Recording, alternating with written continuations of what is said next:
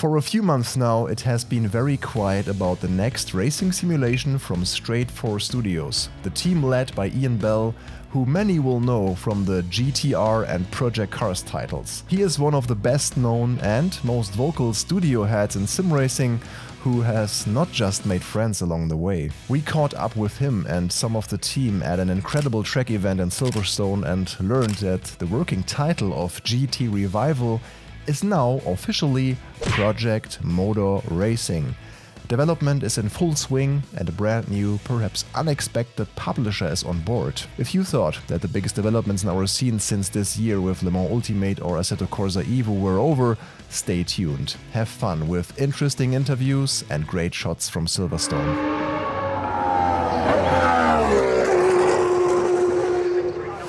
When we arrived at Silverstone, we didn't know what to expect. There was a track day for the most exclusive and wildest cars on the planet, the secret meet, where even personalities like Adrian Newey in Ford GTs or Aston Martin Valkyries took part.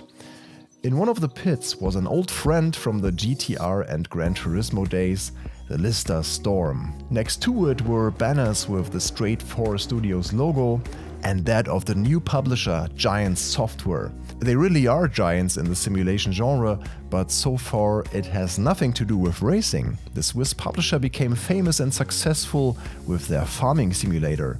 But let's hear from the decision makers themselves how this came about and what influence the publisher will have on the development. Yannick and I were able to talk to Christian Ammann, CEO of Giant Software, and Ian Bell on the spot. What did convince you to actually do this project then with Straight4 Studios? Yes, so we started to self-publish our titles 2001.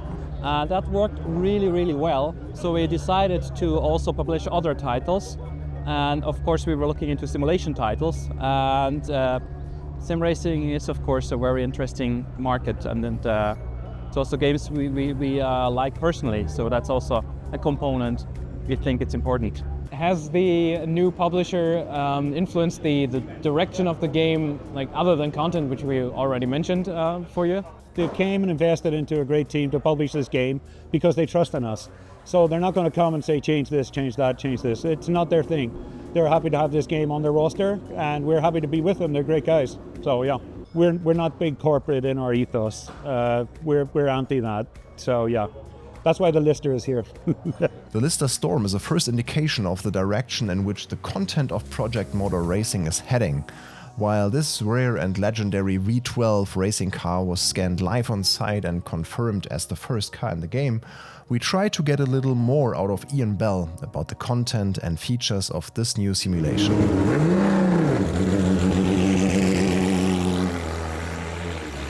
This is the Lister that we put in GTR1, and the truth is, this is the first car that we modeled in the first game that we ever made. It's great to get back here and be in amongst all these beautiful machines that we love. We're not listing the content as yet, but we're way into the hundreds now in terms of car count.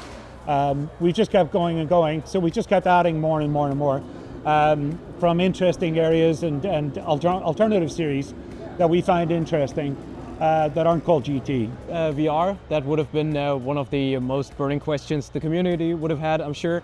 We can't ship a VR, we can't ship a non-VR product. It's crucial for us. Yeah, and to a lot of sim racers as well. I keep saying sim racers, but the direction of the game itself is going to be simulator focused, right? We're going back to the roots of GTR, GTR2, Project Cars 2, and we're going back to those roots. We've rewritten the physics engine, but it's the same guy who wrote the physics engines before. He's rewritten it from scratch, going back to first principles on everything, so nothing is fudged. We measure everything, the vacuum valves and how quickly the fuel is exhausted from the cylinder block, and I mean it's crazy, and we're measuring everything. And you can do it all with very simple algorithms, and the new machines have the power to cope with it. Everything is real-time, dynamic. We haven't really talked about tracks. Of course you can't really name any particular ones, I guess. We'll have everything you expect and quite a few that you don't. 7 or 8 real surprises in there. You'll be missing nothing. The hardcore will not be disappointed.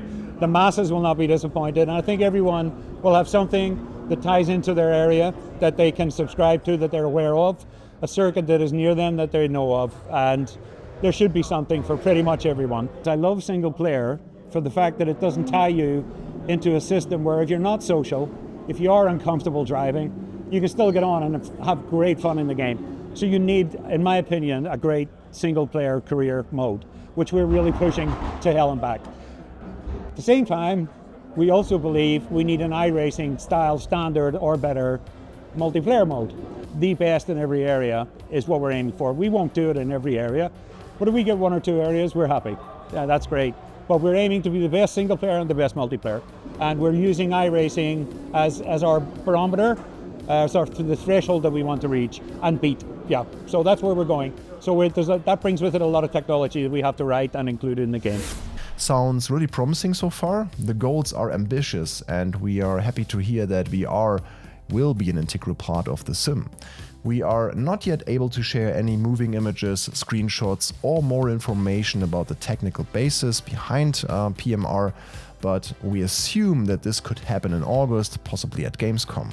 To make sure you don't miss out, you can of course support this channel with a like and a free subscription here on YouTube. Also check out overtake.gg, where we will have extended parts of the interviews in written form. Straight4 Studios still has many developers from the early 2000s who worked on the original GTR. The core is about 45 guys who have been there for more than 10 years, and they just follow us along to every game, say 15 years. And they'll roll from game to game to game. This is Jan Frischkorn, and he's been with me some of the earliest days. I've dragged the work out of him for 20 odd years now. Anyway, cheers, mate. So yeah, we have our original guys. There's a few more around. Alex is over here. He's only been with me 17 years. He's not coming. He's hiding from camera. So yeah, we got the guts of the core of the old team. All back together. Like most racing simulations, Project Motor Racing relies on a handling consultant, none other than Axe the Stick, and British racing driver Ben Collins is helping the team with the development. His approach sounded very interesting to us and is also in line with what many drivers, such as Nicky Thiem, for example, have criticized about sim racing in recent years. The biggest problem with sims is nearly always the cars are too difficult to drive, and that there's a massive drop-off in grip, either the front or the rear or both, and it honestly drives me nuts. So when I worked on Project Cars 1 and 2, we worked really hard on trying to get as much compliance into the chassis as possible so you could drive it organically. But actually the thing that we cracked the best was the rain, because up till that point, sim designers seem to think that if you made a mistake in the rain, you just spun off, which that's sometimes true if you hit a big puddle. But if it was like that, we'd all be dead, because you'd be crashing all the time. That's just not how it is. So we're trying to build in, compliance so that you can control the car when it's sliding, and that will make it more realistic. And then it's down to you. You're then fine-tuning to try and grab those tenths of a second. There's much more granular detail coming through the steering wheels, and I don't think you have to have $1 million steering wheel to get that. In the most simple models, there's really good feedback coming through the wheel, which I think, for me, I absolutely live on. Plus, the other technological side, the VR is a big help. That really immerses you, curved screens, all those sort of things. But in terms of the software, I think that's the feedback that you're getting is much more accurate, and the handling is less wayward. So I was complaining about the car spinning off all the time. Things have got better. The direction, the vision, and the things we have heard so far are very positive. And even if it's not explicitly related to PMR, some of you might like the philosophy of the publisher Giant Software regarding modding. Modding can be quite a big thing. All of our titles we did so far were heavily moddable. This also includes, of course, modding support for multiplayer and also on consoles, which is not something a lot of titles do, because in the end it's very complex to achieve. Now it's your turn. What do you think about another sim racing title we can expect from 2025? And what would you like to see? Ian Bell emphasized the importance of community involvement, and we are sure that the comments below this video will be read, so have a go. Thanks to Straight4 and Giants for inviting us to Silverstone, and thanks for watching. As a reward for watching until the end, Ian Bell is offering a free meal at his own steakhouse in Germany near Munich to the first 10 people to use the code Project Motor Racing, and we are not kidding with that. The Germans like their steaks. this is great. I have discovered Germans like their steaks and they appreciate a good steak. Bell Steakhouse, don't miss it. Best steakhouse in Germany. You want to go there and get yourself a nice steak. If you use the code, 10 free meals. First 10 to use that code, free meal. With some raw sound clips to round out the day. Until next time, see ya.